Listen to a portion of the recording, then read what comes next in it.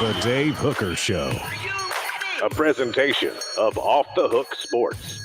Objective insight, expertise, top guests. Available on YouTube, Apple, Spotify, and the Off the Hook Sports app. Download now for free. Also available on offthehooksports.com. I compute and obey. Now to Dave Hooker. Ready. Well, that was something. As we discussed last night on our post-game edition of the show, first of all, good morning to you and yours. In case you slept in a cave last night, Tennessee lost in the Sweet 16 to Florida Atlantic. Monstrous scoring drought, and the Vols find what was close to being a pretty magical run, end with a solid run in beating Duke. But at the end of the day, this Tennessee basketball team is what we thought they were. I can't remember who said that. I think it was Denny. It was a coach. It was a coach for the Vikings at the time. But they are what we thought they were. Denny Green. Yes. Tennessee is. This is for Ron. This is for Ron Slay. Yeah, Tennessee is what we thought they were, and that is a defensive team prone to long scoring droughts and unable to just up and manufacture points. So we'll get your thoughts. If you want to post them on the message board now, greatly appreciate that. Love for you to interact. Are you completely upset, just kind of perturbed? Is this just the way that college basketball works? It is a tournament sport.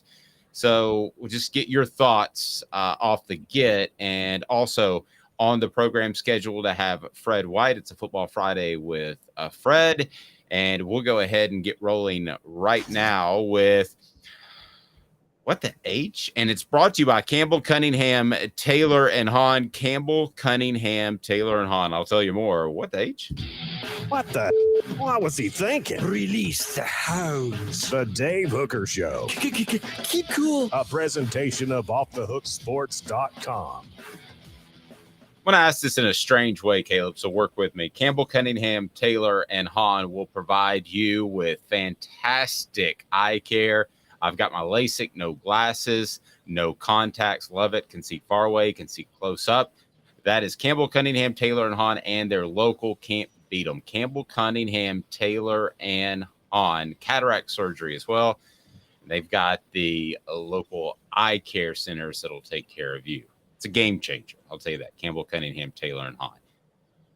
All right, what the H? The scoring drought in the beginning of the second half. I want to ask you at a really base level, what was Rick Barnes thinking? Okay, because the reason I want to ask it like that is because I understand that he likes for his players to overcome scoring droughts and overcome tough times. And I think at the end, if you do that in January, it makes you a better team in March. Makes you player-led, which is good. But this is the Sweet 16. If you're ever going to break from your pattern, that's the time to do it. Call a TO. So what the H? What was Rick Barnes thinking not calling the timeout in that brutal Florida Atlantic run that ended up putting the Vols down by a couple of scores and was the difference in the game? What was Rick Barnes thinking? I think his thinking was exactly what you just brought up. I think he wanted to play through the bad run. That's his philosophy. Rick Barnes, we've seen a lot. We'll talk about this more in the second block, but everything about his philosophy was on display last night. And it doesn't matter how disproven of a philosophy it is in basketball, he's committed to it. Tennessee shot 11 mid-range shots yesterday. Florida Atlantic shot 3. I mean, how many times on the show have I gone in and ranted about these mid-range shots? The worst shot, by the way, is when your foot is on the three-point line and you know it's on the three-point line and you still take the shot. It's the dumbest shot you can take in basketball, and Tennessee took one of those shots yesterday. Well, and you're not preaching anything extraordinary out of the ordinary. I mean, basically what we're talking about is universal. The best shot is a made three. The second best shot is a drive to the basket and an and one. The worst shot is the mid-range two. So we're not Oppenheimer here splitting the atom. I mean, we're basically pointing out what is considered nowadays. It wasn't in the early 2000s. I thought that, Bruce Pearl and some other coaches, they dictated that style. And now it is the style. And this is not, it's not groundbreaking stuff at all, Caleb. To the message board, Billy Bob says unacceptable loss. Butch Jones could do better. Ouch. Fred said UT. Oh, All they could do without a true point guard. Great season, beat multiple high-end teams, and made the Sweet 16. Remember, 340 D1 teams didn't take their place. My take. Fair. Fred also says fans are never happy. So let me play the other side here in a bit. And I think that Tennessee is fortunate in a lot of ways to have Rick Barnes. We could argue if they're going to be fortunate moving forward. But in particular, that game signifies just a lapse in judgment in clutch time that you should call that timeout. I mean, for goodness sake, Twitter, I think timeout Tennessee was trending on Twitter at one point, and they just didn't do that. And I don't know that if in the same position, if in the Sweet 16 a year from now against UCF, another Florida directional school, and Rick Barnes is the coach, and they've managed to make the Sweet 16, do you think he would handle anything differently? no. I mean, not really at all. Not even a surprise.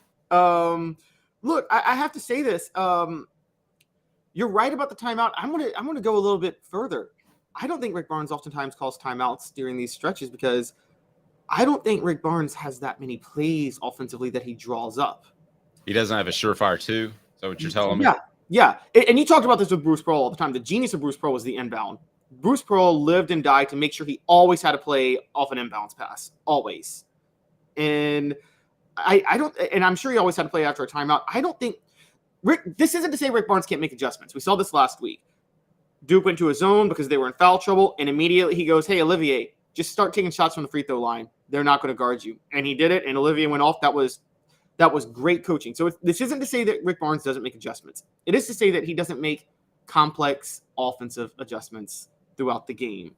And there's a difference. I want to point this out, Dave, because we talked last week.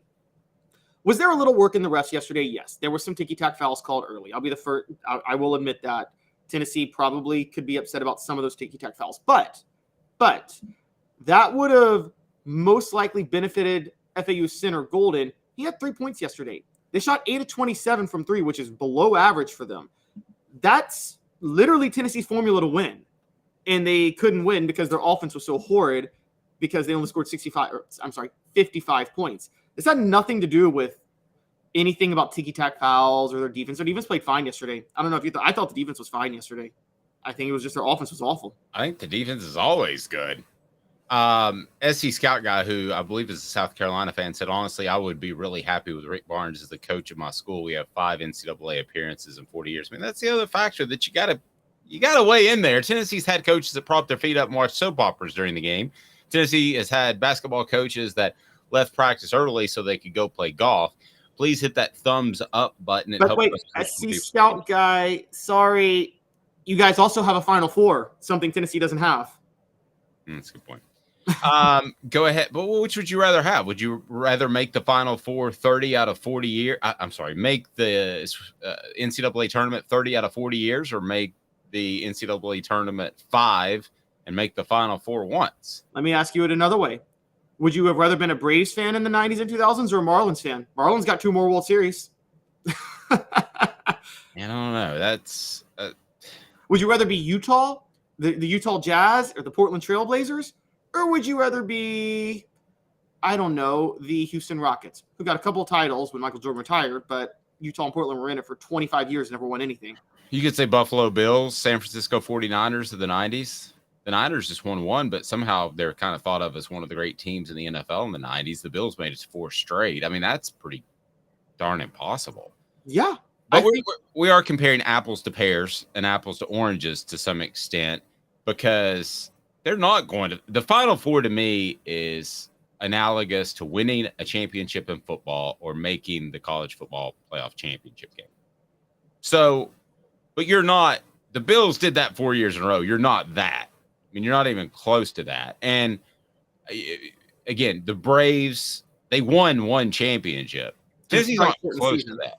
What's that? In a strike-shortened season. Right. But at this point, I think Tennessee fans would take anything and the base level. I mean, they would take if we're talking Final Four, if we're talking Tennessee 2 years ago made the Final Four, we're not even having this discussion. This is just the repeat of the shortcoming in the NCAA tournament. Losing to a lower seed every single year. Well, yes. And that's Rick Barnes' style, and a losing record now, I believe, in the NCAA tournament. Travis says, I don't know enough about basketball for sure, but I would have benched Key after his fifth missed shot and definitely stopped their run with a TO. What would you have benched Key at that point? I mean, the thing with Tyreek Key is he's been awful offensively ever since SEC play, but his perimeter defense is there. And the thing you couldn't afford was for Florida Atlantic to go off shooting from three. I agree that Tyreek Key is probably the worst abuser of inefficient shots, but his length and his size and his strength, I mean, he's the type of perimeter defender you want. And between him and Jemai Meshack, you need one of them on the court at all times, I think. Hey, Candace, thanks for that comment. Let's get a thumbs up from everybody. Smash the like button. Barnes' offense reminds me of Miles at LSU. He recruits elite athletes, but then handcuffs them with his slow-down half-court philosophy. The difference I would make is that Miles is recruiting, or was recruiting, a lot of elite, speedy athletes. There's this Euro feel to Tennessee's program that is not speedy. I mean, it is not quick whatsoever. John and saying, Barnes has some brain cells. Okay, sorry. I'm sorry. Yeah, it's true. Barnes saying Barnes is 69 this July. It is time for a new coach. We have plenty of money. We may dip a few years, but my stomach can't handle more of Barnes. And then SC Scout guy says, honestly, the Final Four was great, but man, it really stinks going decades without sniffing the tournament and watching everyone else have their fun in March rooting for their teams. That is a great point. So if I could tell Tennessee fans, you can be in the tournament every year for the next 20 years, and you may make the Elite Eight, but you'll make the Sweet 16 5 of those 20 years, or you can only make the tournament 5 years and make the Final Four once in the next 20 years. What do you think most people would take? I'm really not sure. It stinks not being involved in it. My question is this: is the national championship on the table with that Final Four? No, I'm capping it. No, then yeah, I say take the NCAA tournament in the next 20 years. If you say you'll make it 5, but you'll get a national title out of it, because the ultimate goal is always the national title. The ultimate goal is always the national title. And I say this with the Giants. There's a debate about whether or not drafting Eli Manning really worked out for the Giants. I'm like, they were awful for Eli Manning most of their career, but he got to 2 Super Bowls.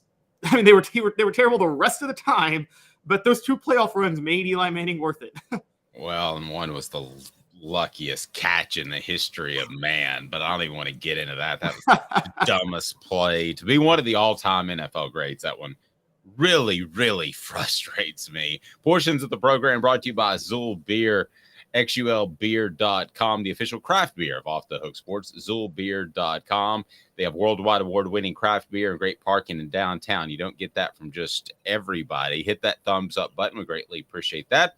It is time for today's tough questions, brought to you by AndyMasonRealEstate.com. Today's tough question. Take a side. Take a stand. The Dave Hooker Show, a presentation of OffTheHookSports.com. All right, this is for Caleb. And I want to hear it on the message board. And then I'm going to go to our poll question, which is on Twitter. Feel free to take part in that. Today's tough question brought to you by AndyMasonRealEstate.com. 40 years of experience in his office. Best prices, best service. AndyMasonRealEstate.com. Best realtor in Knoxville, period. End of discussion. You can go to AndyMasonRealEstate.com and get that all taken care of. And people are still moving a lot of houses. So get in that real estate market. Call AndyMasonRealEstate.com. All right. Can Tennessee do better than Rick Barnes? That is a question I have. And fill me up on the message board there. I want to see what you have to say.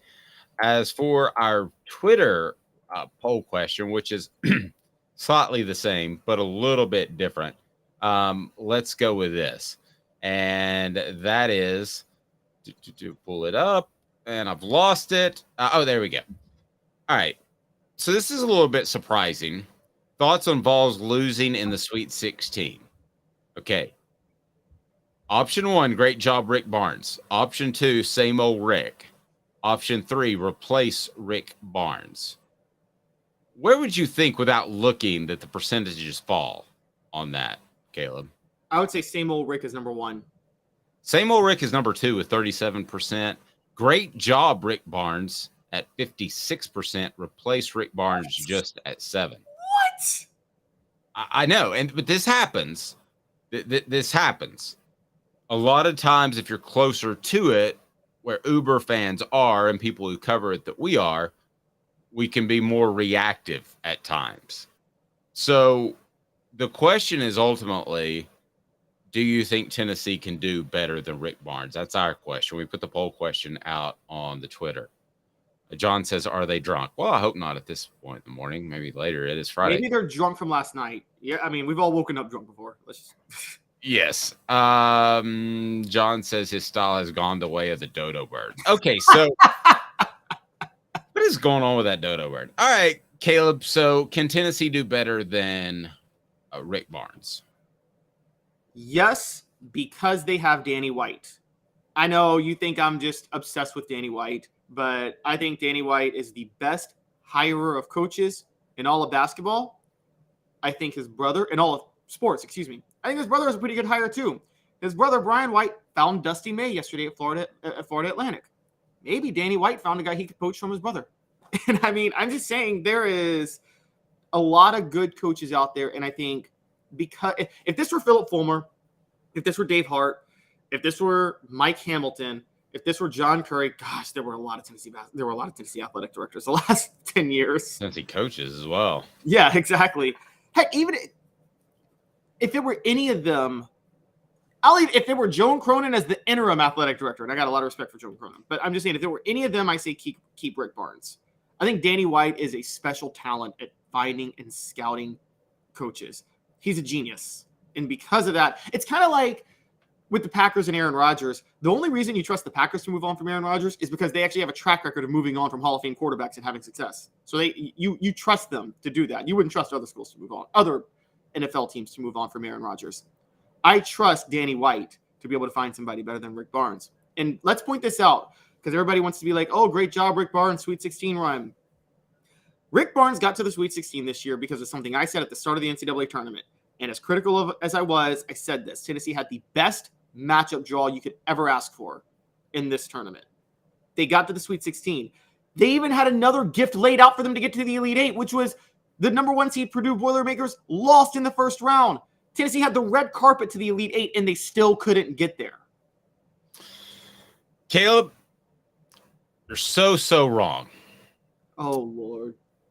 And here's why. This is the truth. Tennessee is a football school. And one of our posters, SC Scout guys, said, I think they could potentially do better by finding a small coach like a Nate Oates, etc. But I don't think Tennessee is a destination basketball job. He's right. And he said that I don't think that's the case of most of the schools in the SEC. He's right.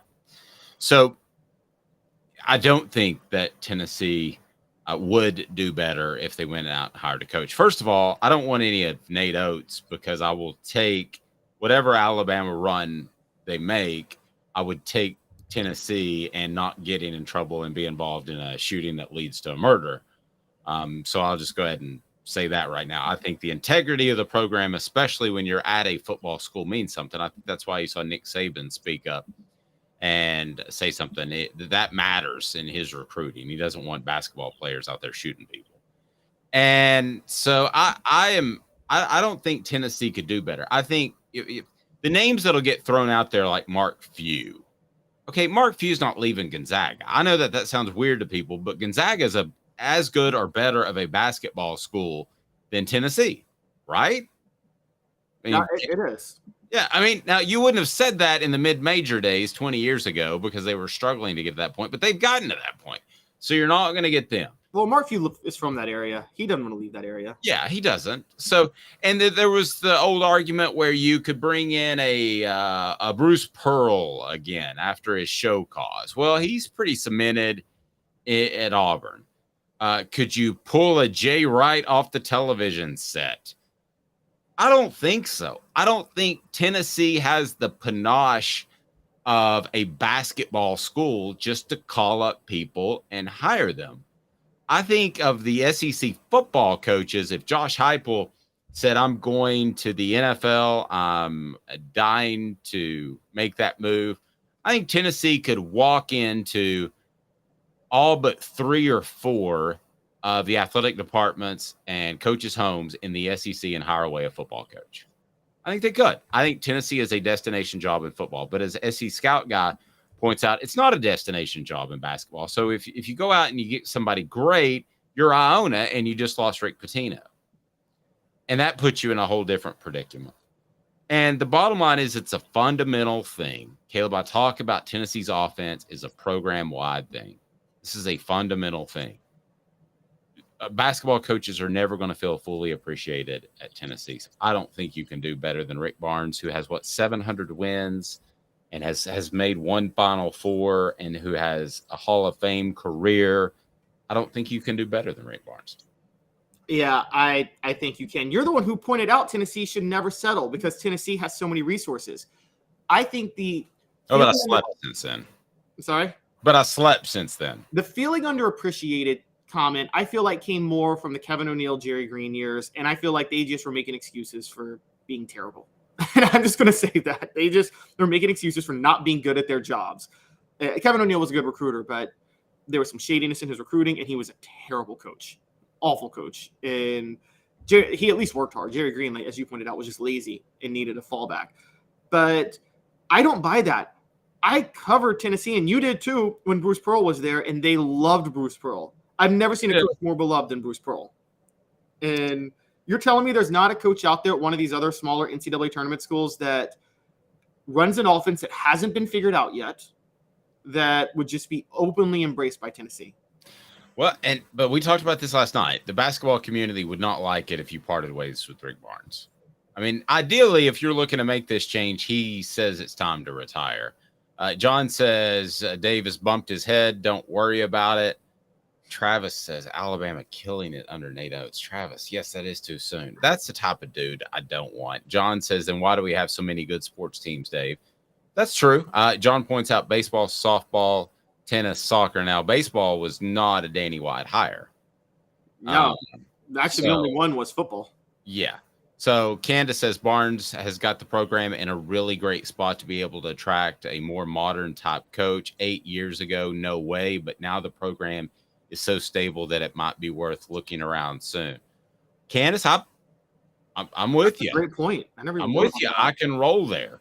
But if you strike out and you're not even in the tournament, then in the next couple of years, people are going to be upset about that. And they should be, because Tennessee should be a tournament team no matter who their coach is. And John says, thank you, Caleb. So everybody's behind you. SC Scout guy says, I think Caleb is right that you could potentially do better than Rick Barnes, but for the reasons Dave gave you, you would not have that coach for long. An elite basketball school would steal them.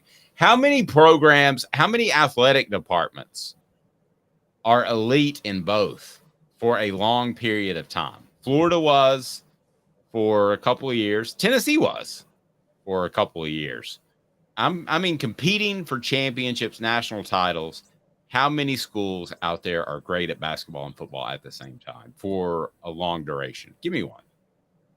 I mean, you're right. Not a long duration. I can't think of one that's great for a long period of time. I mean, I would say that Texas funny enough, with Rick Barnes, had a period in the mid-2000s where they won a national championship with Vince Young in 2005, and then they made the Final Four in 2003, 2005, and 2008. So just kind of the Final Four 2003, Elite Eight in 2006 and 2008, excuse me. But so I would say maybe Texas during that run. But you're right. Tennessee was the closest with, like 97 to 99, back-to-back SEC championships in football, a national championship, top 10 in basketball, national championship in women's basketball. That was probably the best period for Tennessee when they were great in all three. And don't forget I mean, they were the Lady Vols. That was that was the golden times. I remember somebody saying that at the time and me thinking, oh, no, it'll always be like that. It's not. No, no. That John was says my point for the different sports was that Dave said this was a football only school for sports. I didn't say football only. I said football. I think I said football dominant. I don't mean there are plenty of resources to go out there and win at a high level in each and every sport. but okay, football dominant is relative because yes, is Tennessee football dominant? Yes, they are absolutely a football dominant school. I would say at the same time though, they are more into basketball than your average football dominant school. Look, when Florida was winning back-to-back national titles, Tennessee was filling a larger arena more than Florida was during that time. And I think Tennessee has the best basketball fans in the SEC that aren't wearing blue. I believe that. I think Tennessee has a rich basketball heritage, but I don't think it's as rich as some of the blue buds like North Carolina, Duke, and I don't think they took advantage of some television money about 15, 20 years ago when Gonzaga and some other programs went from mid-major to, hey, we're for real. Because let's face it, I mean, Gonzaga is not a mid-major anymore. That term's just totally overused. If you're spending 10, 12, $15 million on football a year, you ain't a mid-major. yeah, no, you mean basketball with Gonzaga? Oh, yes, basketball, excuse me, yes. Yeah, no, Gonzaga is no, they're not a mid-major. Neither is Villanova. But the thing with these programs is, I think that what they understand is, I don't even think in Marquette, I don't even think they have football programs, right? They at least don't have Division I football programs. I know that, and Right. that because I know from the other angle, having covered Memphis sports for a long time, the Tigers, the Tigers tried to have a Division I football program and wanted to be great in basketball. And Tommy West, when they fired Tommy West in football, Tommy West was like, either invest in the football program or do away with it, because there's no point in having a football program if you're not going to invest in it. Caleb, look at Duke. David Cutcliffe won games there, made them bowl eligible. Were the stands ever filled? No. I watched a lot because I like David on a personal level. I never saw the stands filled. I never saw this great uprising of Duke fans that are super excited for football. No, and Duke is funny enough. There were stories where in the 90s and the 2000s that they the only reason they had a football program is because they were in the ACC and they had to. They didn't want to have a football program. Now, this is going to leave Duke out. I think when we talk about mega conferences in the future, I think Duke's going to be on the outside looking in. It's going to be hilarious when Duke's a mid-major basketball program, because I don't think they are worth investing in because of how little they put into their football program, and they put very little into it. It depends. I think it depends on what a conference wants to weigh. If the SEC were to add 2 more teams, I've argued Duke, North Carolina, because I know the SEC wants North Carolina.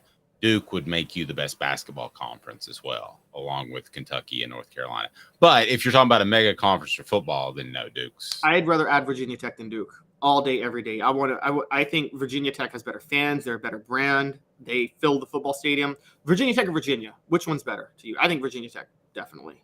I actually like West Virginia better than Virginia, but I would take Virginia Tech of those 3. Yeah, I would take Virginia. West Virginia is very underrated. If you go there, it feels like you're at an SEC school. Oh yeah, it's West Virginia is tricky because TV market. There's no TV market for West Virginia because you can't even get into the Pittsburgh market because that's where Pitt is, and so that's a problem. And so that's why the ACC won't even add them. We had Euros dominated Golden talking about the game last night, and the refs bought every single one of his flops. But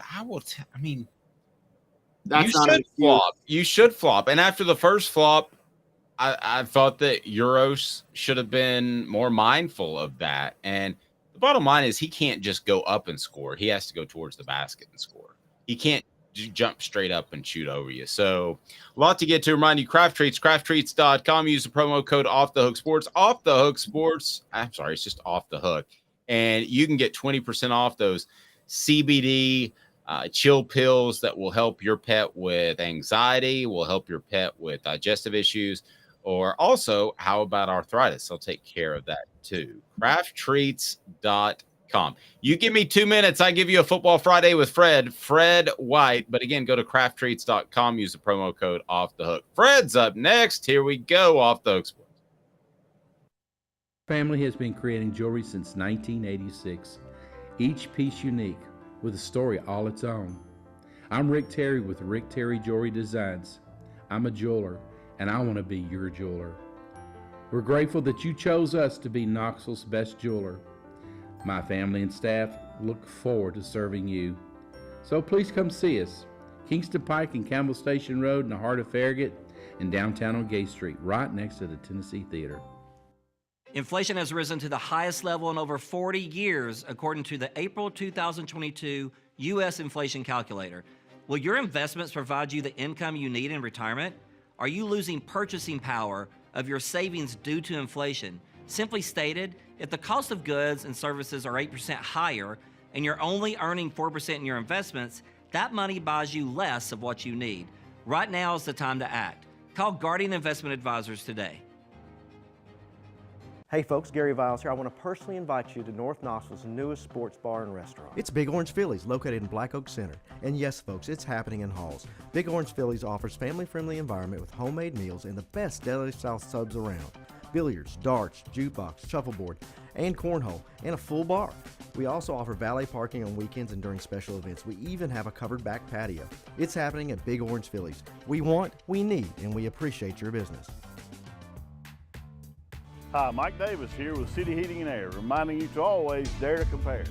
Our team provides quality local heating and air service, installation, and maintenance across East Tennessee. We use only the best equipment like American Standard heating and air conditioning for your residential, new construction, or commercial needs. Honesty, dependability, and customer satisfaction have been the cornerstones of our business since 1961. City Heat and Air. Dare to compare. Chattanooga, we're at it again. For the 5th year in a row, you voted us best of the best criminal and DUI law firm. And finalist for best law firm and best personal injury firm.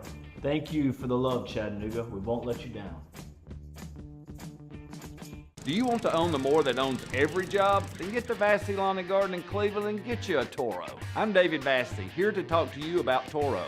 With a Toro Zero Turn, you'll get more out of every minute and you'll reach the finish line faster. At Vassey's, we like to say, no matter if you're mowing 3 acres a week or 11 lawns a day, homeowners and business owners alike find confidence in equipment they can trust from top to bottom. Vassey Lawn and Garden, Highway 60 North in Cleveland. Man alive, it's worth the drive. Got cataracts? We can fix that. Never miss another moment. With a little help from Doctors Campbell, Cunningham, Taylor, and Hahn at cctis.com. You're listening to The Dave Hooker Show, a presentation of OffTheHookSports.com. The internet is full of pictures of each and every one of you. Available on YouTube, Apple, Spotify, and the Off the Hook Sports app. Download now for free. Is there nothing you people can't do? Also available on OffTheHookSports.com. Welcome back. Let's get right to it. A Football Friday with Fred. Fred White joins us now. He's got his orange on, and if you're in the state of Georgia, he can take care of you when it comes to insurance. He's with Allstate. Fred, how do we get in touch with you, and good morning? Dave, good morning, guys. They can reach us at 770-381-0367. You can also look us up online at fredwhiteallstate.com. Thank you for the intro, Dave. Yeah, you're easy to find. So just Google Fred White Allstate, and you'll be able to find him. And Fred, last night was a disappointing loss for the Vols. Did you stay up and watch the game? What did you think of Tennessee dropping to Florida Atlantic in the Sweet 16? You know, I'm glad we gone as far as we did. Losing Zakai, I think this was the first game we really felt it, and it was in the tournament. You know, some of those games down the stretch that we lost, he was still a part of. But when we lost him, I could tell there was a difference and there was a shift. However, we needed his quickness tonight. And last night we needed his quickness. We didn't get it because, you know, he is that piece that kind of slows down that fast pace of another team because of how hard he guards and those type of things and what he can do with the ball in his hands as far as, you know, distributing. Those shots weren't as easy to come by, even though this was a smaller team. They actually out-rebounded us as well. So, I mean, I think we did a good job of getting to the Sweet 16.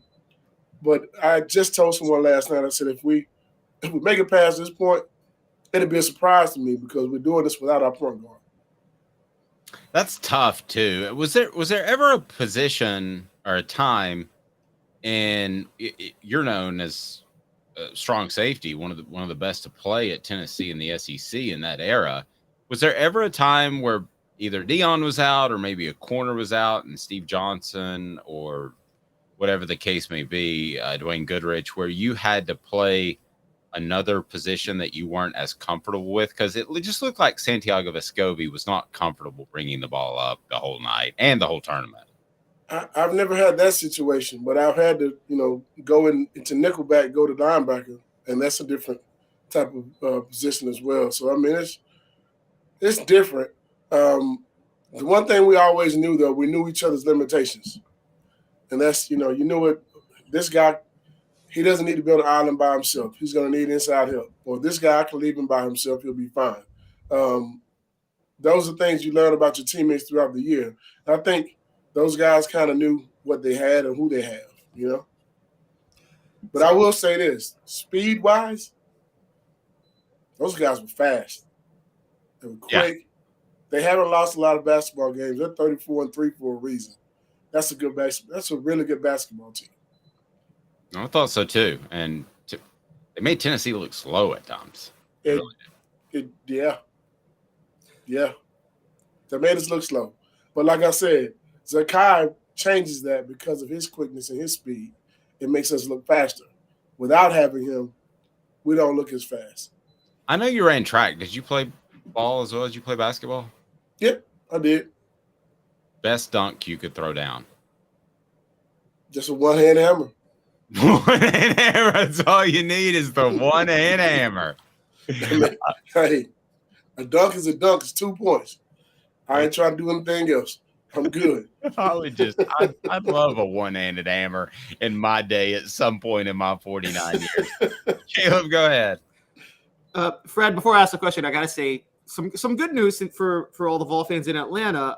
2 weeks ago, they got to go to the Taylor Swift dance party like I talked about. But tonight, apparently... Didn't hear about it again. Go ahead. but tonight, Brian McKnight is in Atlanta, and that's perfect if you're depressed. If you're depressed, you can go see Brian McKnight and just be like, do-do-do-do-do-do. Yeah, I have no idea what music you're talking about. The one song he's gonna be singing for all the Tennessee fans, start us back at 1. Yeah, and then we got a whole new season to go. Hey man, good job, hey, start you back at 1. Yes, exactly. For next year, start over. Fred, do you ever look back because we were just talking before you came on air about how much of a golden age it was, not just for Tennessee football in the mid-90s, but just Tennessee athletics, because your 4 to 5 years there. Tennessee basketball won the SEC regular season title your last year there and made the Sweet 16. The Lady Vols won 3 straight national titles, should have won 4 straight national titles. You guys won a national title. Do you ever look back and think, wow, I was part of the best athletic period by far in Tennessee history? Oh, we think about it all the time. We talk about it. Yeah. The older you get, you started we didn't appreciate that back then. We expected that that's what we expected every year. Watching, Shamika Holstar, Tamika Catchings, Shamika Randall, those girls, we expect them to win championships. But we also expect to win our own. Track, won SEC championship in track indoor, 1995, my freshman year. So, we were good in almost every sport, and we expected it. But we didn't realize who we were actually on campus with until we got older. You know what I mean? I showed someone some pictures last night. I was like, yeah, that's Shamika Holstar. And they were looking at me like, y'all know each other? Yeah, I went to college with her. We came in the same year. She's a really good friend. But I guess we overlooked those things when we were younger because we didn't know any better. But now you look back and you see what type of impact those people had on whatever sport they played or, some major point of life. Candace Parker, she didn't go to school with me, but I know her. She's on TV every day. You know what I mean? So we went through an era of Tennessee where we had some of the best doing it, and they're still doing very well. I go back to that period, and somebody said that this is the golden age of Tennessee athletics, and I thought, no, I thought the same way you did. This is just the way it rolls. But you look at that 2001 season; they almost stumbled into the national championship. game. I think a lot of that is what you guys, and I'm not just saying this because you're on, but the foundation that you laid that football was dominant, not just in the 98 season, but throughout the 90s, which brings me back to at the end of the day, Tennessee's a football school. And I think everything's going to kind of fall in line behind that, including basketball. When football is good, doesn't it make everything else a little bit easier? Well, let me say this now. Okay. Yeah, it should, because the money flows a lot better. When football is good, the economy in Knoxville is amazing. And most of Tennessee is amazing because the Vols are winning. But I can recall a stretch where being in Knoxville when I was in school, and our basketball team was not up to par because our football team had been rolling for a while. So, well, but it brought it along. Did get there. It brought it along. They did get there, but it was Fred, like they were like the stepchild for a minute. You can say redheaded stepchild. I've got red hair. Both my parents are remarried. That's fine. But I can remember being on campus in the mid 90s. I think I'm a little bit older than you. So my first year was 92. You weren't even sure there was a basketball game going on. Yeah. That's how bad they were at times. So I think people need to remember that, because we've got a lot of people calling for Rick Barnes' job. I mean, that seems like, I don't know. Does that seem too strong or about right to you? It's hard for me to say that. I like Rick Barnes, and I will never in my life call for someone to be fired. I know what it feels like to get fired, so I don't want that. I don't want that feeling for no one. Okay, no, I'm not calling for him to get fired. I think he's been probably one of the best things that's ever happened basketball wise to the University of Tennessee. Bruce Pearl, I think, is one of those reasons Tennessee's known in basketball, but I think he took it to another level, and he's got some of the top players in the country to come to Tennessee, and some guys who probably would have never even looked at Tennessee. Do I think the game is changing? I think the game is changing. I think whoever wins this championship this year, pay attention to how their coaching style is, because that's what's winning over right now. You got a FAU team that has a coach that's young and knows his game, and he's coaching them boys the right way. They play a different brand of basketball. You look at the University of Miami. That's another team that's left. They play tonight. They play a different brand of basketball. They're fast, they're long, they're athletic. I mean, the game is changing that way. Houston, one of the top rated schools there is, they played a fast-paced game too. Just like we saw a change in the game with football, how it went from 3 yards in a cloud of dust and now everyone throws it all over the place. Basketball is coming along the same way. And those teams that are winning championships are the ones that can get up and down the court, and they can play a 90-something feet of defense. And if you can do those things, we do a great job of that part of it. But I like for them to see them. I would like to see him let them just go play in the tournament, as opposed to coaching them so hard as a season. He coaches hard all season. Once you get to the tournament, let the boys play some. That's the only gripe I have. And I know he's a coach. He knows more basketball than I've even thought about in my lifetime. He dreams it at night. So he got more basketball in his middle finger than I have in my brain. So a lot of fans are giving him the middle finger this morning. No, I'll say this about this basketball team. I'm surprised we made it this far without a point guard. Anyone who understands NCAA basketball, the team that wins the championship usually has their point guard, and that point guard is usually what that driving force to winning the championship. I mean, you go back as far as you want to go, and it's always about the point guard. You can go back last night, K-State. Yeah. That kid. Yeah, just had an incredible. You got good guard playing in this tournament. If you got good guard playing in the tournament, you got a chance to win it. We got good guard play, but we were missing our top point guard. That's hard to win with it. Fred's appearance brought to you in part by City Heating and Air Conditioning, cityheatandair.com. Over 50 years of experience in Knoxville. Integrity matters. You may not need a whole new unit when the weather changes. You may just need an adjustment here or there. City Heating and Air Conditioning, cityheatandair.com. Please hit that thumbs up button, the like button. We greatly appreciate that. As Fred nice enough to join us. We're going to play some 4 downs. But first, Caleb, do you have something else? Yeah, Fred, I meant to ask this to you a couple weeks ago and I just forgot. I wanted to know your thoughts on, I don't know if you know Dave and I, more me, but but we both kind of laid into Nick Saban about his complaints recently about the tempo of college football. And because it seemed like a direct shot at Tennessee. But I wanted to know your thoughts, because I know you're a defensive guy and you've talked about how the rules changes are all benefiting the offense. Mm-hmm. Do you find yourself agreeing with Nick Saban, or does the form revolve and you say Nick Saban needs to get over it and side with Josh Heupel? I'm with Josh Heupel. I don't care what Nick Saban thinking. Even though I am a defensive guy, I could care less what Nick Saban's thinking. It's pretty simple. It's pretty simple, cut and dry. This is why I love having Fred on. You're so direct. Love it. It's interesting. Nick Saban complains about stuff, and then when he realizes it's not going to change, he ends up doing it. He complained about NIL, and they asked Alabama to release the amount of money they gave to athletes in NIL. And they said, no, we're not going to release those numbers. When Nick Saban was the one that was asking for those numbers to be released. Same thing with tempo.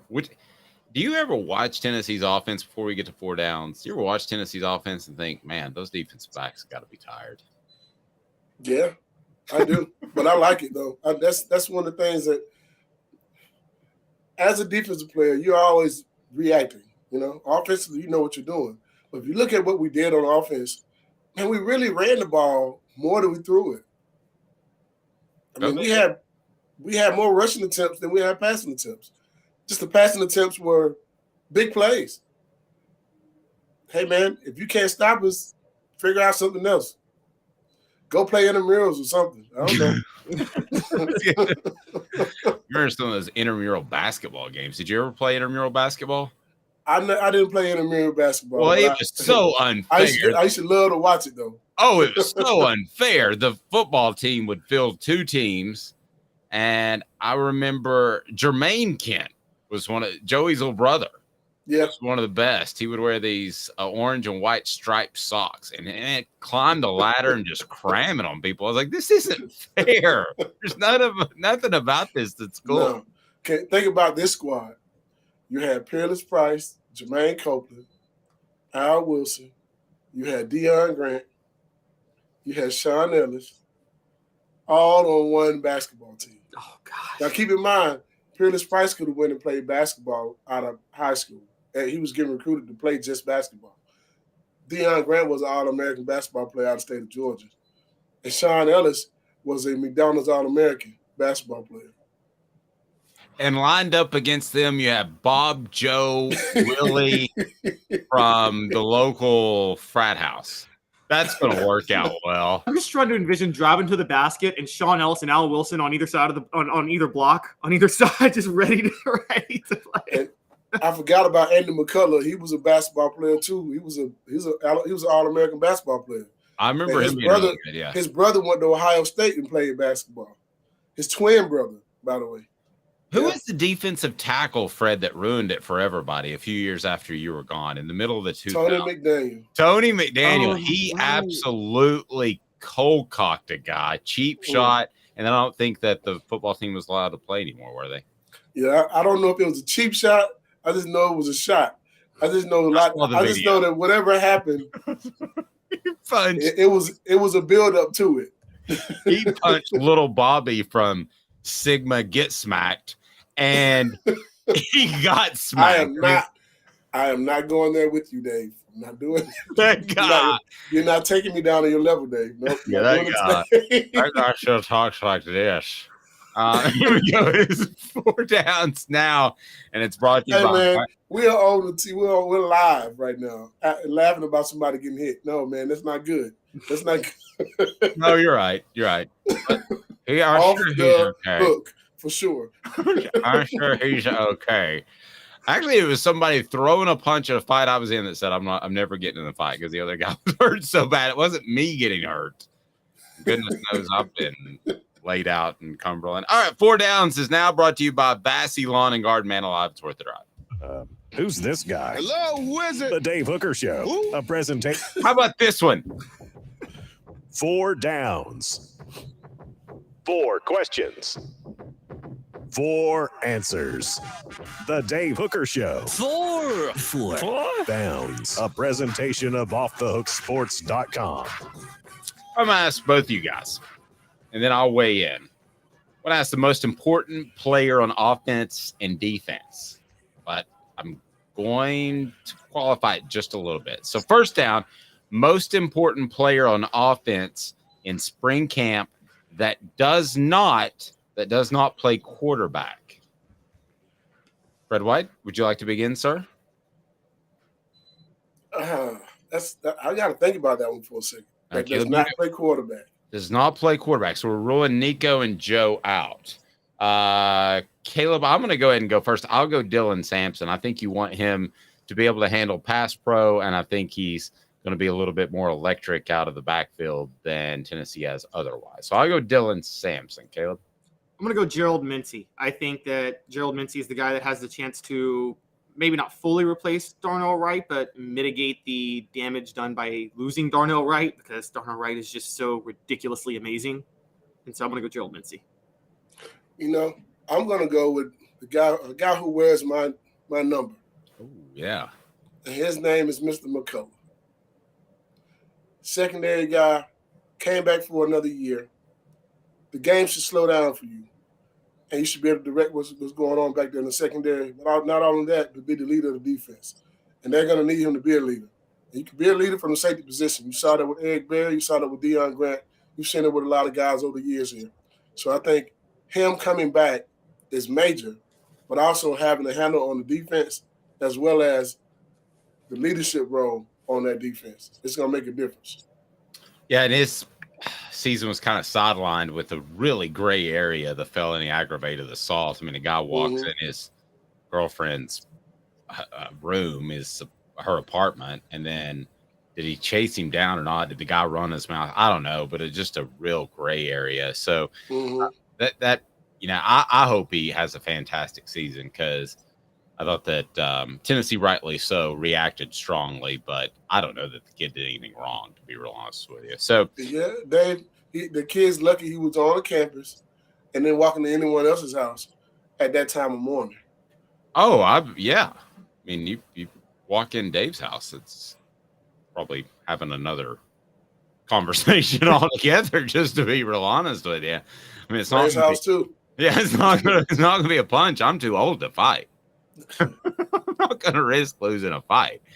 So we were saying we actually got a little discombobulated. So first down was going to be offensive player. Second down was going to be defensive player. So Fred jumped. You said offensive player. I didn't hear offense. Come on, that's fine. There, Dave. That's fine. You want to go? You got an offensive player out there? I do. On offense, I'm looking at Squirrel White. I think he's going to be the key on the offensive side of the ball. I want to see him do very well. But I also need to see what he can do for stretching the defense. Because losing Jalen, you need someone who can stretch the defense. And it's your time to step up to do so.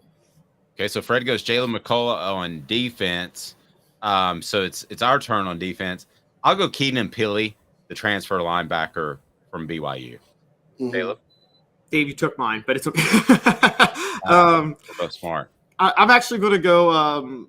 And Fred took my other one, so okay. I'm gonna stick in the secondary. I'm gonna go Gabe Giuliani. I just think Tennessee desperately needs somebody who can be a number one corner, and I think Gabe Giuliani may be their best shot.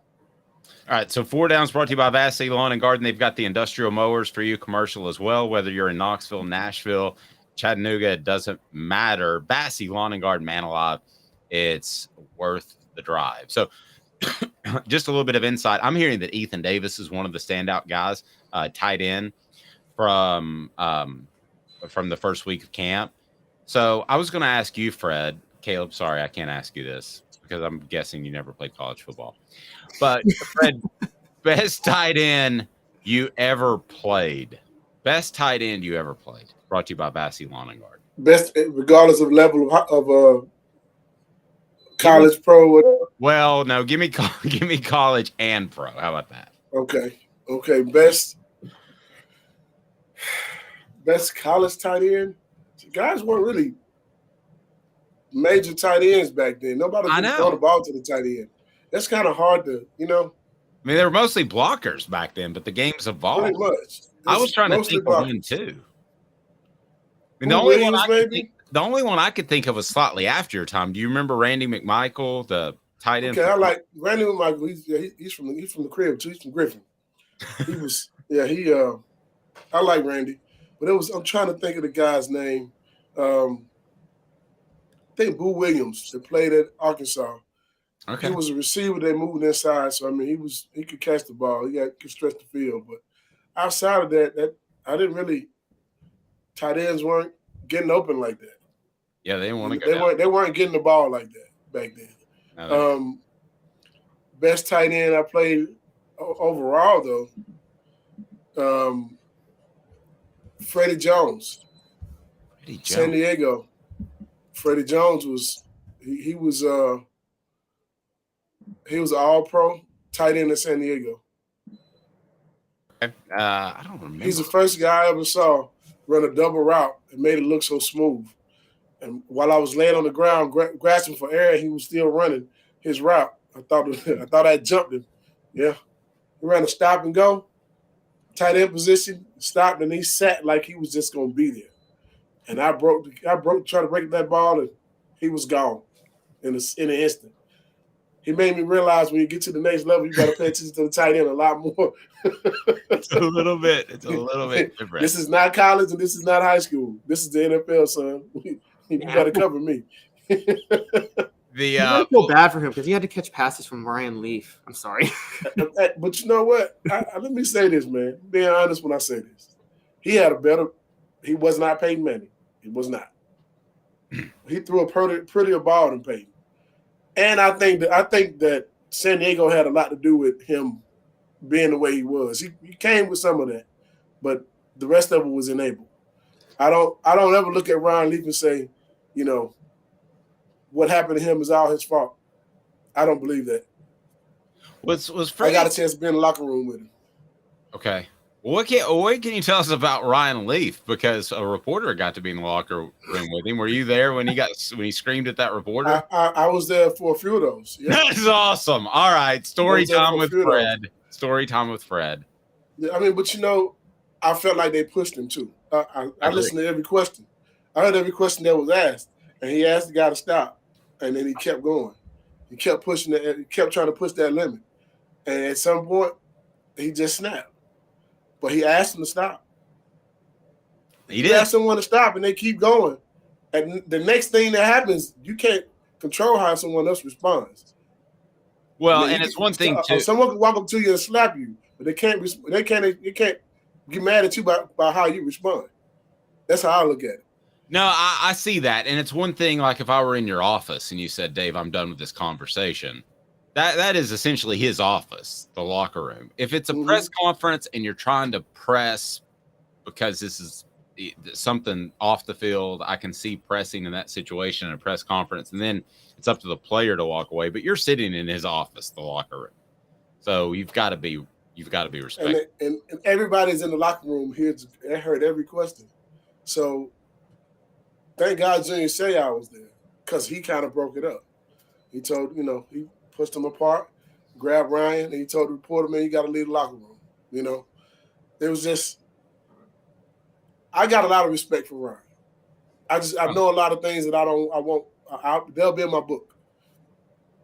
Well, I'll give you that because I've heard of a lot of players who have actually crumbled playing for San Diego because the organization was just so a mess. And it was very much so a mess. And I've heard them, and I heard Arizona. I've actually heard Raynoch Thompson talk about how mess of a franchise Arizona was during that time too. I had a quarterback that wanted to punch me once, but it was Rick Clausen. I think I could have taken it. I'm going to be real honest. I felt pretty good about where I was standing at that time. Fourth down, so the tight ends are breaking out mustaches. That's what they're doing for spring camp. Fred's look was great.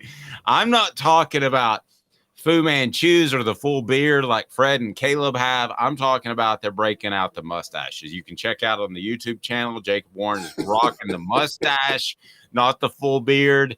I was like, why does he look different? What's going on when we did the Vol Report brought to you by Vassy Lawn and Garden? So, Fred, the coolest facial hair is... You're going full beard. Are you going to say full beard? I apologize. I don't know what happened there. The best facial hair is full beard. You've got a full beard. Full beard. All right, Caleb. I mean, I got to be biased, right? Full beard, obviously. Mine's no beard because it's white. Fred, yours is getting a little frosty. Yes, it's got some frost on there. By the way, I need to go back to that question. You said tight ends. Probably the best tight end, one of the most talented tight ends I ever played with is Dustin Moore. Oh, yeah. He's one of the most talented tight ends I've ever played against. No question. Played with. I remember watching him as a freshman that we were doing 7-on-7 drills. And here I am, a freshman. I'd never been out there with those guys before. And the first impression I see is a 6'4", 250-pound guy run a post at the tight end position, catch the ball, and split the safeties. And I was thinking to myself, this is not supposed to be happening. This guy's too big to be running that fast. But he was very talented. No, he was freaky. He was freaky, scary, athletic, and seems like off-field issues got in his way, but I think he would have had a very successful NFL career. I can't remember exactly, but yeah, he was a beast. Yeah, one of the best athletes out there. How do people get in touch with you for their Allstate insurance needs, Fred? Just give us a call at 770-381-0367, or you can also look us up online at fredwhiteallstate.com. We'd love to be able to help you with your questions, with any insurance needs that you have. Life insurance, home, auto, your boats, it's boat season, as well as ATVs. So give us a call. Look forward to helping you. I need a boat. You'll be in good hands. Even though I couldn't catch in college, I can catch now. You don't have to say you couldn't catch it. I don't remember you dropping one. Did you drop one? No, I never dropped one. The one that touched my hands was an interception. The one? Is there only one? There was only one because I was trying to knock guys out, Dave. I wasn't trying to catch interceptions. I wanted to make sure you never came across the middle looking again. And that largely worked. That was my thought process. Which game did you get the interception? I'm trying to remember. I can't. Vanderbilt, 98 at Vanderbilt. That doesn't count. It does count. Who was it that laid that? We shut them out. It was 0 points on the board. Who was it that laid that insane hit in that Vanderbilt game that resulted in a fumble touchdown? That's the one. Eric Westmoreland. That was Westmoreland that laid that hit? Yep. Mm-hmm. Yeah, that's the one play I'll never forget. Zolman left Chris his Ramsfield picked it up. Yep, that was a nice hit. I don't know what the quarterback saw. Why was he throwing the ball there? No. I guess he didn't think he was going to knock his head off. I don't know. Probably not. Fred, great stuff, buddy. We'll talk to you soon. Have a great weekend, man. All right, you too, buddy. Fred White. You guys have a good one. Go Vols, baby. Thanks, buddy. Oh, just cut Fred off early. Fred White Allstate. Google him. Get insurance if you're in the Georgia area. You'll be very happy that you did. Wasn't trying to catch balls. Just trying to make sure that everybody was afraid to go over the middle. You need some more of those guys nowadays. Everybody wants to be a superstar. Catch. You got to cover the best one because you were covering the 2001 Florida game. Remember when the hit Eddie Moore laid, when Rex Grossman just laid his receiver out to dry? It was. Was it 2001? That was 2001. Grossman was being pressured. And rather than just take the sack or throw it away, he underhands the ball to a guy, one of his receivers over the middle, just right where Eddie Moore is. So that was the game at Florida. That was the game at Florida, yeah. I have to be honest with you, Caleb. I mean, Caleb has an incredible memory, first of all. He remembers more about some games that I covered in person than I do. But that game in particular, they were doing renovations on Florida's press box, and I had to watch from the sidelines. And I don't know if you ever watched the whole game from the sidelines. You basically have no idea what's going on. Oh, I hate watching games from sidelines. I mean, I would walk up and down and was completely, absolutely lost. Travis says that's where he came to our sideline. Is that true? Did he go to the wrong sideline? Eddie Moore went to the wrong sideline? Or no, the guy hit. Oh, maybe. I don't know. I know that it stopped the game for a minute. It was...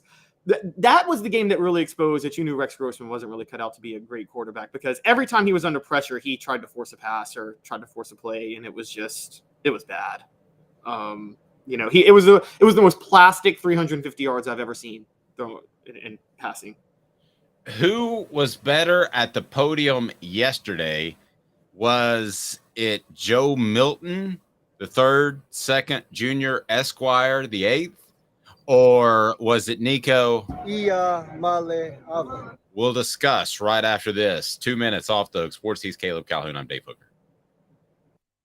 Sun, sand, and salt water, the beach is a very relaxing place. Unless you wear contacts. Ow! Open your eyes to the best the beach has to offer with LASIK vision correction from Campbell Cunningham Laser Center.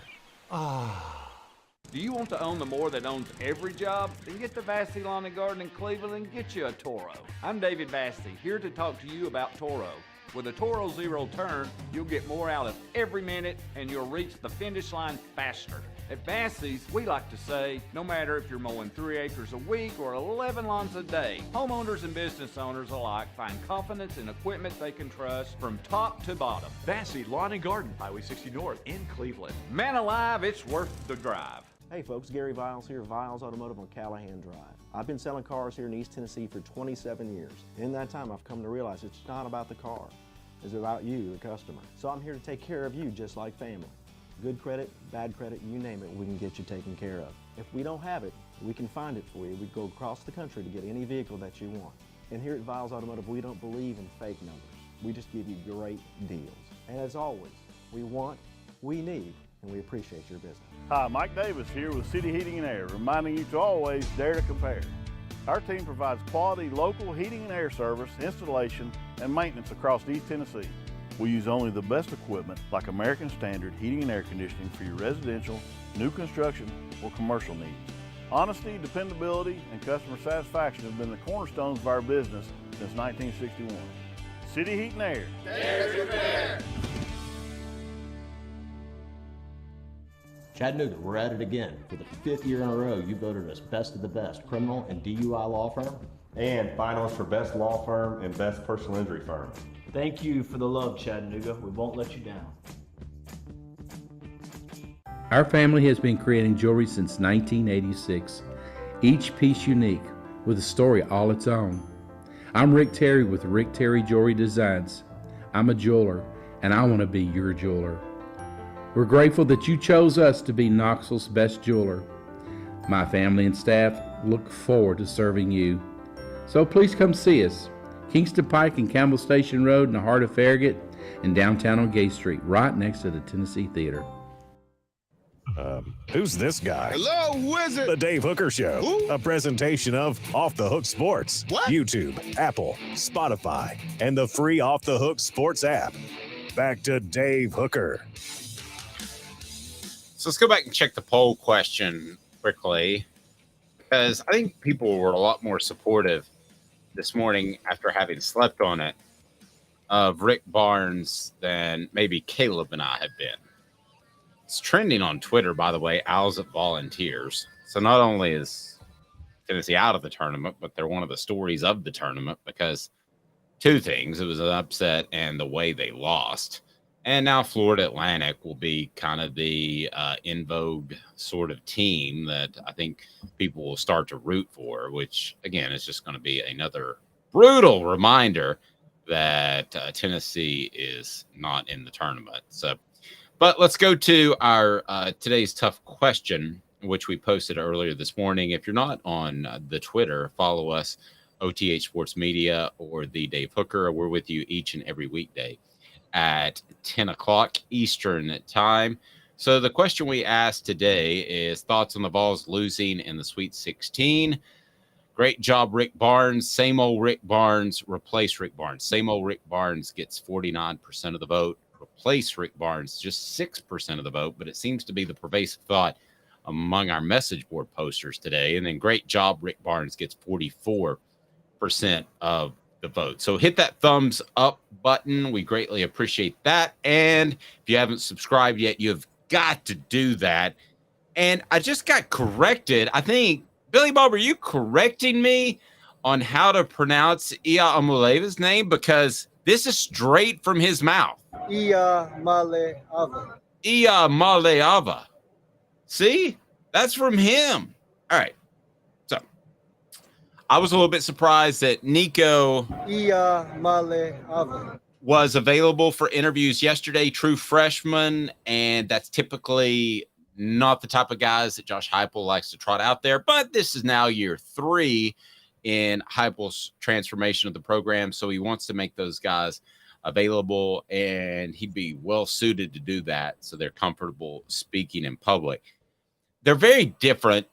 Nico younger, and I think really focused on the task at hand, where Joe Milton, you would expect, is more comfortable. I also think he's not like Hendon Hooker. I think he's a great leader, but I think he's more along the lines of kind of a happy-go-lucky guy, and I don't mean that to sound like an insult. So just ask you this.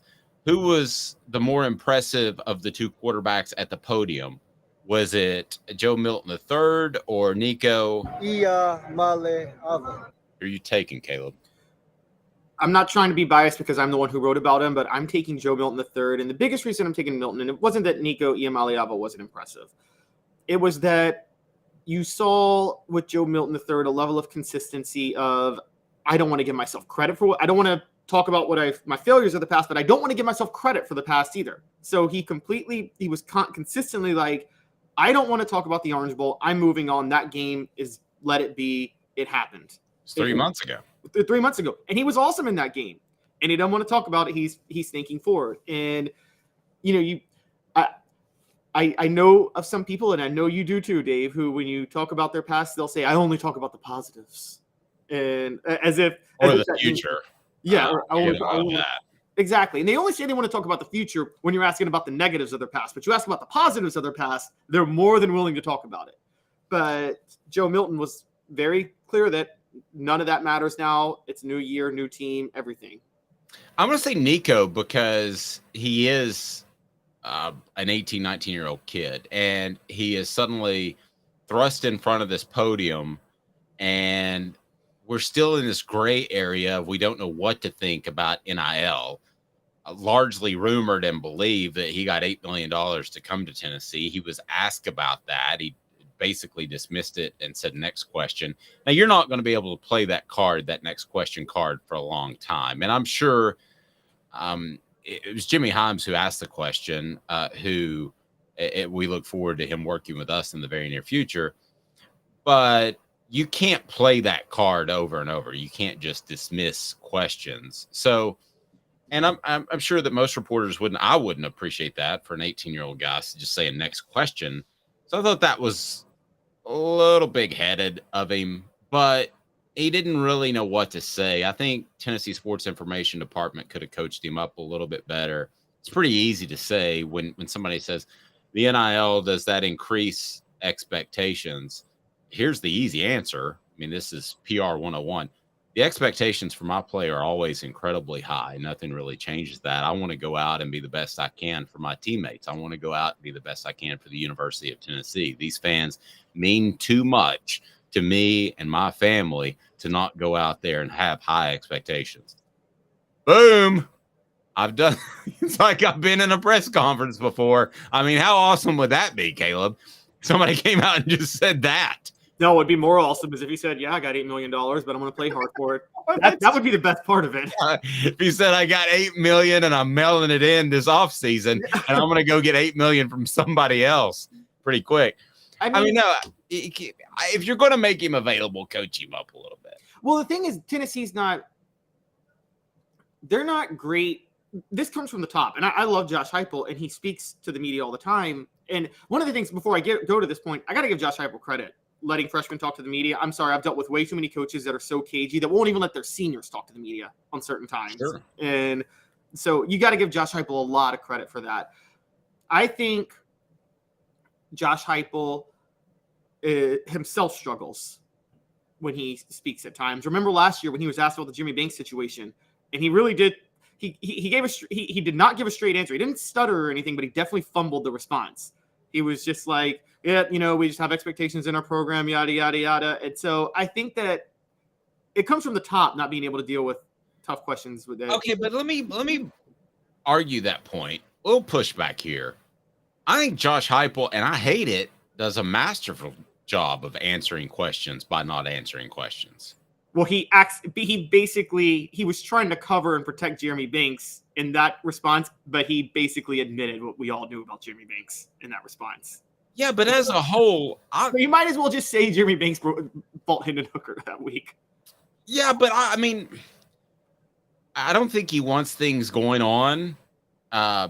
He doesn't want things out that are going on in the locker room. I don't think they show a lot. I've talked to a couple of high school coaches that have been there for the coaches clinic that they have around spring. They're not showing anything. They're not showing anything to the media. So I think that's his mantra. And let's face it. I mean, I think they're overly paranoid. And I think Heupel is to some extent because of what went down at Oklahoma. And I think they feel like they're on the front edge of something and they don't want to give anything away. And I think that's the mindset. So I actually think he's really good. Again, I hate it, but I think he's really good at not answering, but answering at the same time. I get nothing out of his 10-minute press conference that he does weekly. Zero. Well, I mean, I guess it depends on how. From a media perspective, we like it because by not answering the Jimmy Banks question, we got our answer. By the way he answered it, we got our answer, even if he didn't directly answer. I'm just saying, I don't know if that was his intent. Now, I will say that's better than saying Jeremy Banks fell on a helmet. True, which Jones did, and then going out on lashing out at the media, saying what do we want from our media? And well, I don't think he blatantly lies, and I also don't think, from all of my knowledge, that he tries to placate the media or tries to air quote work with them. I don't think he does any of that stuff. I just think he's straightforward and he's not going to tell you some of the things you want to know. But I respect and understand that. I don't have a major problem with that. No, I don't have an issue with it. I wasn't saying I have an issue. I was just saying that I think it's I think the way he answered that is why Nico you could see him fumbling a question like this one. I mean, look, if it were me, I'd be in so much trouble but this is just because I'm a media guy on the other end, so I do like to be direct. But I would just be straight up. I made $8 million, and there's a lot of pressure, but I'm going to try to live up to it.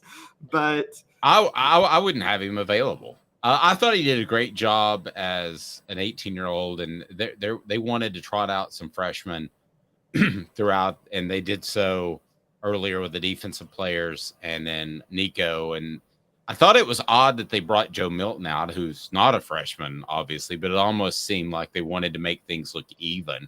Listen, I think the competition is dead even. I didn't need to see Joe Milton out there to think that.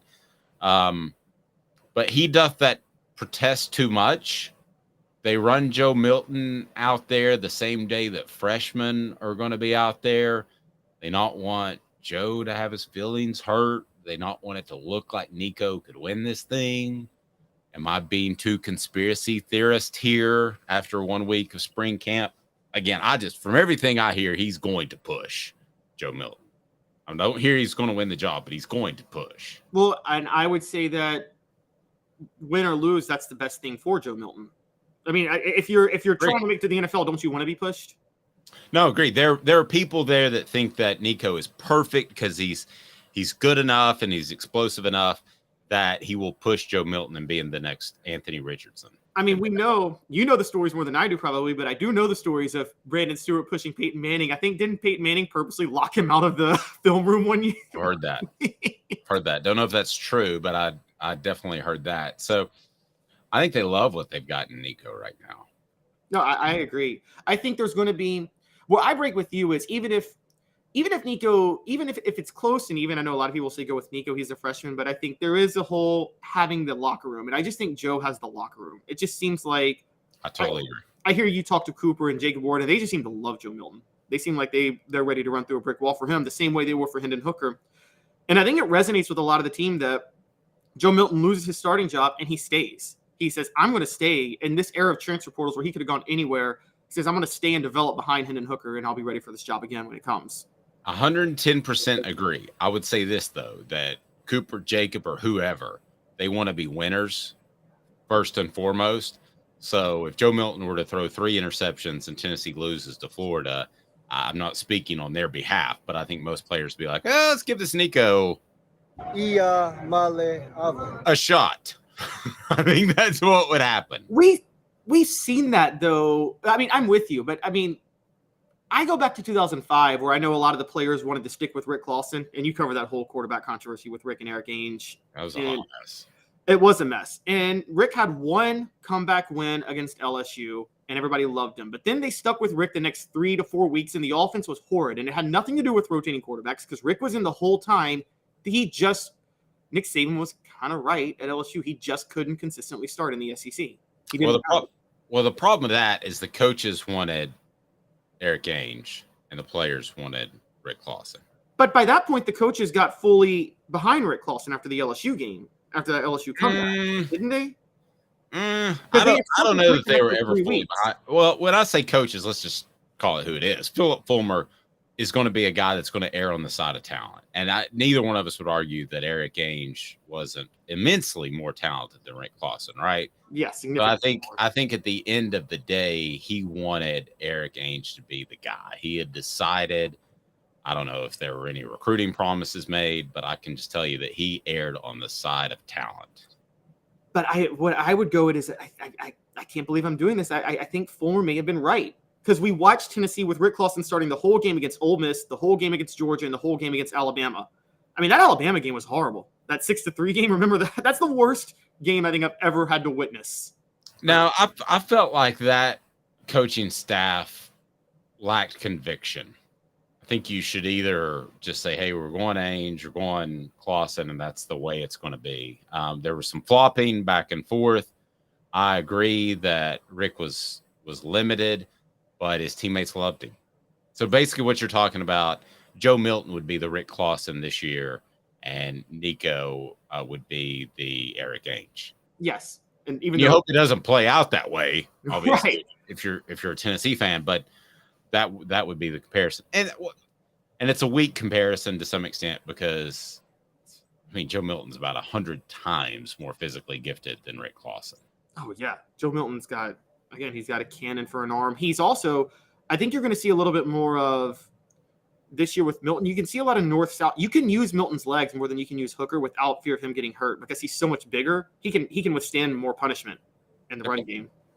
Yep. Have a fantastic day, everyone. He's Caleb Calhoun. I'm Dave Hooker. For more on the Vols, including some baseball coverage over the weekend and our thoughts on Tennessee's spring practice, which will culminate its first week in a practice on Saturday. We'll have the coverage right here. For Caleb, I'm Dave.